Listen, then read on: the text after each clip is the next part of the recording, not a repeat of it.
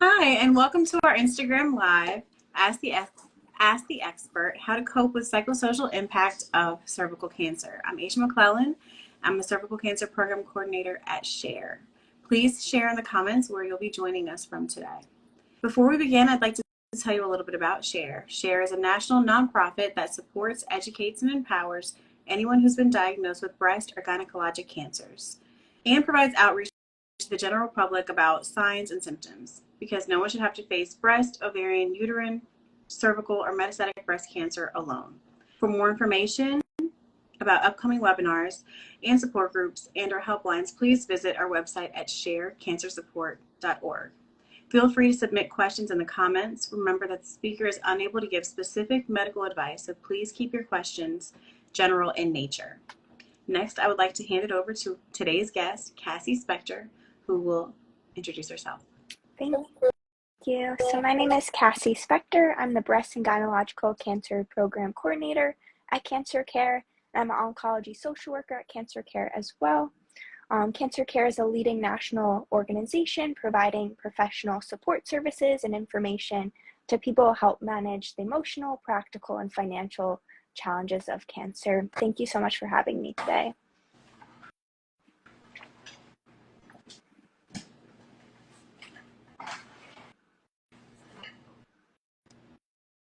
Oh, oops, sorry.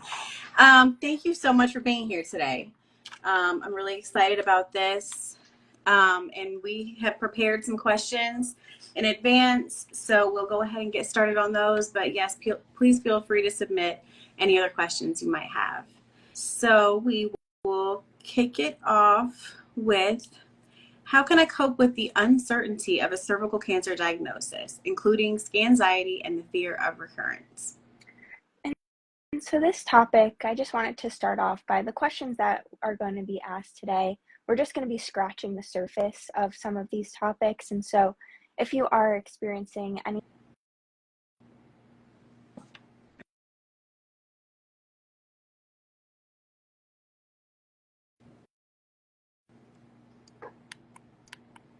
I can't hear you, Cassie.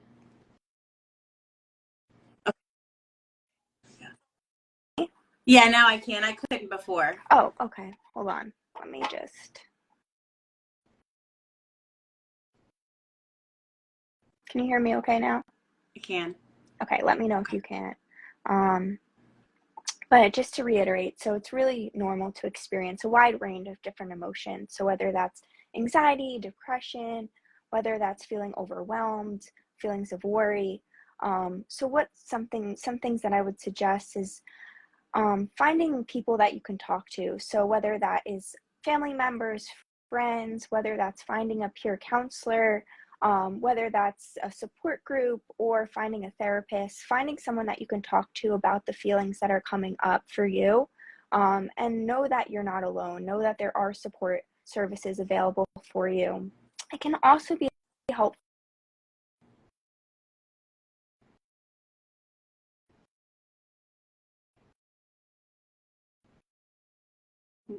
Can't hear you.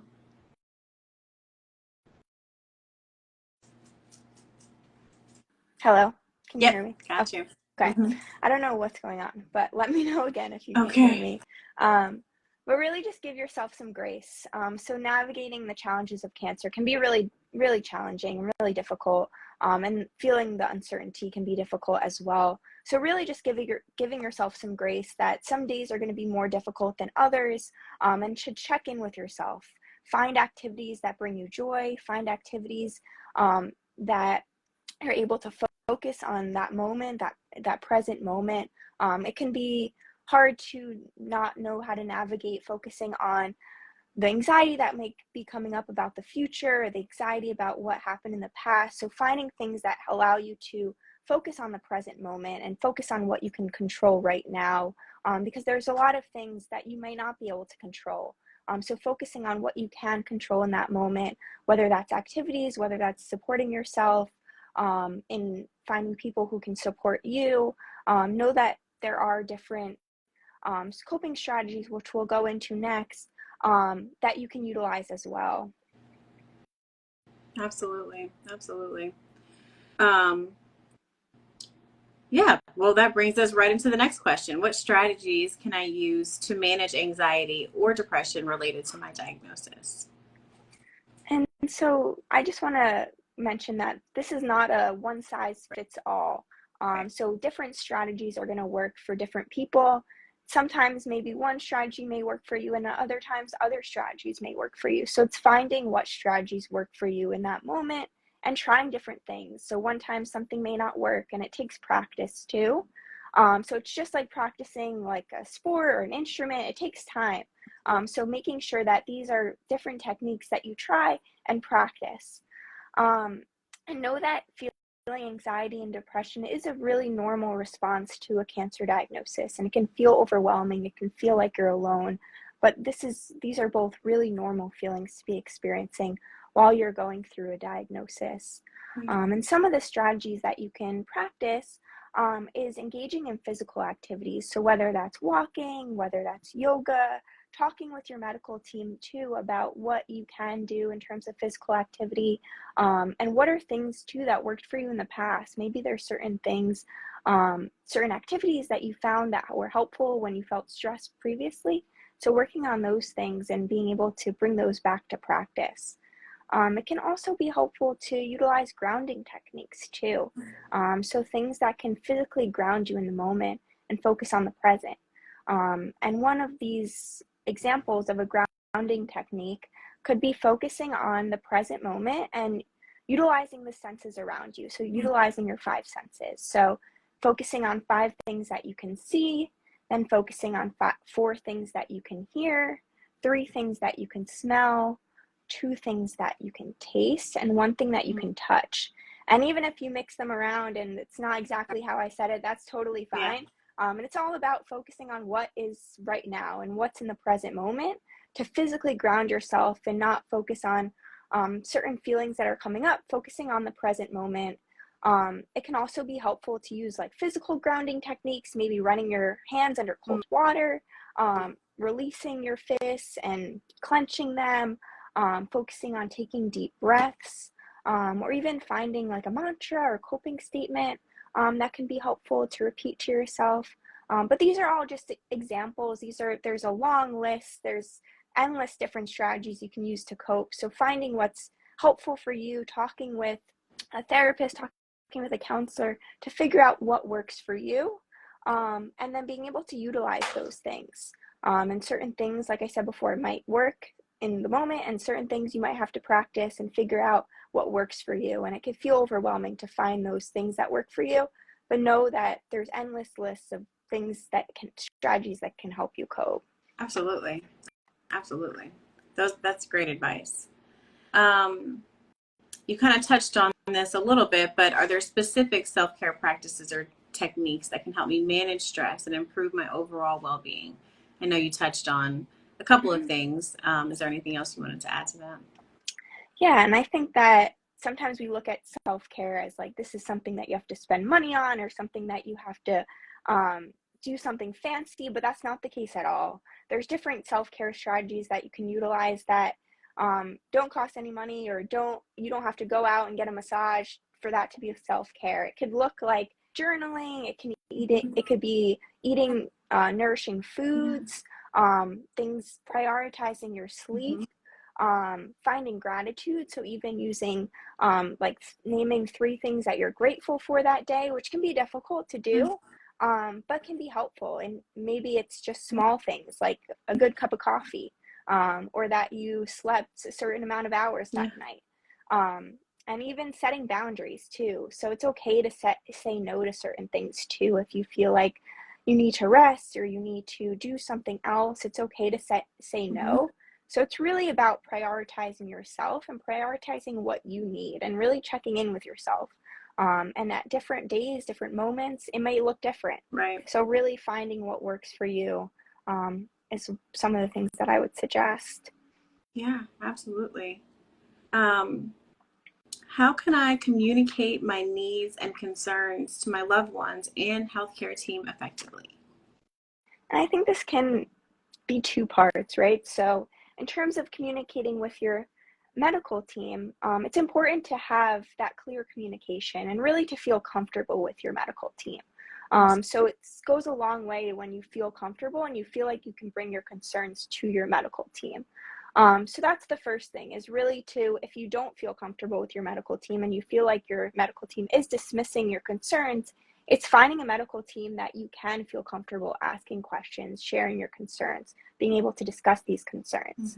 The other things that I would do is really just write down certain questions, certain concerns prior to your appointments.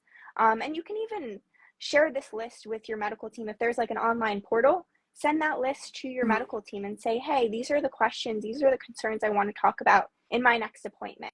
This way they know you're coming in with questions and they know that they need a reserved time to be able to talk about these different questions or different concerns that you're having. The other thing that can be helpful is bringing someone with you. So whether that's a family member, a friend, just having someone with you can be really helpful, because it's easy to feel overwhelmed. It's easy to feel like you're not able to retain all the information in an appointment. So really having someone with you can be really helpful. So they're able to, if there's certain concerns that they can bring up for you, or maybe just to be there for you and know that these are questions that you have and you guys can ask them together. If that's not possible too, if someone's not able to go with you, maybe it's having someone on the phone, on FaceTime there with you, or even asking your medical team if you can record the conversation, this way that you can go back and listen to it, because it can feel, like I said, overwhelming and you may not be able to retain all the information, which is really normal. But recording the conversation might be really helpful to go back and hear that conversation back. The other thing that you can do is really just understanding that they're maybe talking in medical jargon, they might be talking in medical terms, and it's okay to say that you're confused. It's okay to say that you don't understand what they're sharing with you, and have them repeat themselves, have them be able to explain it in more simple terms to you. Those are all okay things to say to them, because at the end of the day, you want to feel comfortable. You want to feel comfortable with your next treatment steps, with your concerns, with your questions. So it's really helpful to be able to communicate what you're really feeling, and maybe it's even finding like a point person in your medical team that you can bring your concerns to.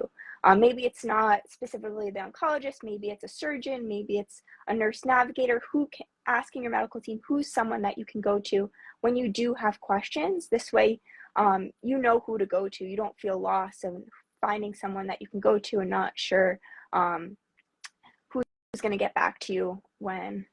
Yeah, absolutely. And those are amazing points. Sorry?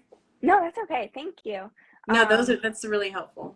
I personally, because I used to go, because I had to go to my appointments by myself, and I would get there and I would just be like so overwhelmed, and I would forget like literally everything. And so then I started emailing her before the appointment just to let her know, like, I had these questions, and that worked really well for us. But even on top of that, I asked her if I could record, just because it's easy. It's overwhelming. It's easy to forget because it's so overwhelming, and you're in the moment, and, for every one question, there's, 10 follow-ups. So yeah, that's really important. Thank you. Yeah, I'm glad that was helpful for your experience too. Yeah. And then communicating with loved ones too. So that can be really difficult as well. And a cancer diagnosis is not meant to be on your own either. So know that it's important to reach out to people that you can rely on, people that are within your support system, and know that everyone in your support system, they might take on different roles. So maybe there's one person who you can rely on to take you to treatment. Maybe there's someone else that you can rely on that you may need a phone call, or maybe there's someone that that maybe they're just someone you could talk to about reality TV, and there's someone to distract you. So know that everyone in your support system might take on different roles. But what's really important is communication. And this is the same with both your medical team and your loved ones, is communication. They're not able to know your concerns, they're not able to know what you're experiencing if you don't share that with them. So just being open and honest and sharing with who you feel comfortable with too. It doesn't mean that you have to share with everyone what you're feeling. It's more so finding the people, those go-to people that you can feel comfortable with and be able to share how you're feeling. This way they can support you. because a lot of times people don't know how to support you or don't know what you need. Right. So being able to ask specific things like, I need a ride to treatment this day, I need you to cook me a meal on Tuesday. Just being able to ask those specific things can help them know that they're supporting you in the way that you need, and also for you to get the support that you need, because it's hard to know exactly what you need in the moment. So being able to really communicate that with your loved ones, and disclose as much or as little information as you want to. It's important to feel comfortable sharing that information. So there's certain things you may not share, but there are certain things that you may share, but know that they can't read your mind. They don't know what you need. So really just being able to check in with your loved ones, check in with your support team, and let them know what you're experiencing, what you're feeling. Absolutely. Absolutely. All right. So what can I do to maintain a positive outlook and resilience during my cancer journey? Yeah, and I think this can be a little bit difficult because a lot of times people want to only be positive and want to focus on the positive, but it's important too to let yourself feel all your emotions. So know that even if there's emotions that come up, it's important to not deny yourself of certain emotions. So if you're feeling overwhelmed, you're feeling upset, it's okay to feel those things. It's more than normal to feel those things. But some of the things that may be helpful to maintain a positive attitude or outlook could be practicing gratitude, like I shared before. So maybe that's writing down 3 positives a day. And that could be small things, like I said before, like a cup of coffee, Right. a cup of tea that you enjoyed. So small things. The other thing could be utilizing mindfulness. So focusing on the present moment, focusing on things that really ground you, focusing on things that bring you joy, engaging in certain activities. And it may not look like what it looked like prior to your diagnosis too. So just recognizing that it may not look the same. Maybe you're an avid runner and you're not able to run the same way that you did before. But maybe now walking is something that you're able to do. So finding those small bits of joy where you can, and it can feel hard too. There might be some days where you're able to do this and some days you're not, and that's okay. And really just allowing yourself to feel what you're experiencing and engaging in certain activities, engaging with the people that that you feel connected to, that you feel loved, can be really helpful too. So you're surrounded by people who care about you, and who can support you. Yeah. Yeah. I mean, I remember just finding, it's amazing the things that you take for granted. I mean, Mm-hmm. I do not like washing dishes at Mm-hmm. all, but there was a time where I couldn't even stand long enough to Mm-hmm. wash my dishes, and that was really Mm-hmm. hard. So then when I was finally able to wash dishes again, I was just grateful that, like, Yeah. okay, I don't love doing this, but I'm grateful, that I can Right. stand for longer than 5 minutes. Right, right. It's those small things that you Exactly. take, that everyone takes for granted and doesn't realize, like, these are big Yeah. things that feel, and maybe if you wrote down your positives that week, it would be that you were able Right. to do the dishes. Right. Yeah. You know?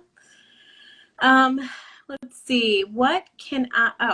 Are there resources or interventions specifically designed to help with body images after cervical cancer treatment? Like I said before, these are really just scratching the Right. surface. So this is a topic that we can discuss for hours on end and have an entire workshop about. And it's normal to feel changes within your body due to your diagnosis, due to your treatment, and feel a wide range of different emotions. So you may not feel like your normal self. You may not feel like, you may feel like your body betrayed you in certain ways. So just normalizing those feelings that you may be having, and recognizing that this is normal to experience, and really just being kind to yourself. So it's easy to compare yourself to maybe someone else, or to compare yourself to your body pre-diagnosis, but be kind to yourself. Your body is healing. You're going through treatment or even post-treatment, and really checking in with yourself and exploring ways that you feel comfortable within your body, focusing on, going back to the last question, focusing things on, that you feel positive about your body, or focusing on things that you can control within your body. So maybe that's eating nourishing foods, maybe that's exercising, moving your body. So focusing on the things that you can do, or maybe if you experienced hair loss because of the treatment, if you feel comfortable to get a wig, finding something that you feel comfortable wearing to make you feel better. And there's even organizations, I know you shared that next week you're having about a beauty class. We're talking about beauty. So even joining those types of things to make you feel comfortable within your own body and feeling good about yourself. But it's not easy. It's not at all. And it takes time, and recognizing that too. It takes time to feel comfortable, and you may not feel comfortable for a long time. And it's okay to grieve the body that you had before too, and mourn that body. A lot of times we talk about grief in the way of like death losses, but it's non-death losses too. And grieving the body that you had before, and recognizing that. And then even like utilizing positive affirmations, that I feel beautiful. And even if these aren't things that you necessarily believe in the moment too, you may feel down on yourself and you may not necessarily believe them in the moment, but practicing these positive affirmations can be really helpful in helping you maintain that positive outlook, or trying to maintain that positive outlook on your body. And the last thing is really just seeking out support. If this is something that you are experiencing and you're feeling, seeking out counseling or a support group, because these are all really normal feelings to experience, and you'll be able to connect with others who are also experiencing this and may have also other things that are helping them. Absolutely. Absolutely. Yeah, I had a support group the other night, and the women were, just discussing their hair loss and, fun things that they did to kind of embrace the fact that they lost their hair, and playing around with wigs or scarves, or just kind of like, hey, I never thought that I would look so good with bald hair, I mean, with a bald head, sometimes you just have to kind of just find the joy in things, and just kind of love your body in the state that it's in, So that's huge. Absolutely. How can I address the impact of cervical cancer on my relationships and sexuality? And this is another topic that we can talk about for so long, and really know that cancer can impact, right, all aspects of your relationship, all aspects of your sexuality, and really checking in with yourself on how this is impacting you, and how it's impacting your partner as well. So if you're in a relationship, how this is impacting them, and being able to communicate with each other, and share how you're feeling about your body, sharing how you feel about intimacy, and be patient with yourself, be patient with your partner, be patient with yourself, that it takes time, and it's okay not to feel ready to feel intimate. It's okay for that to take time. And even talking with your doctor too about being sexually active, and knowing what changes may happen, or what to prepare for, too, can be really helpful, and knowing what side effects may be normal to experience, because it can feel really isolating within yourself or within your relationship. So knowing what's normal to experience can be really helpful when you talk with your medical team and know what to expect. But really, the bottom line is to be honest with yourself, to check in with yourself, to check in what you feel comfortable with, and continue to communicate that with your partner as well. Really good advice. Do you have any advice for navigating dating following a cervical cancer diagnosis? Yeah, and I think it's important to recognize that with or without a cancer diagnosis, dating is really hard and difficult.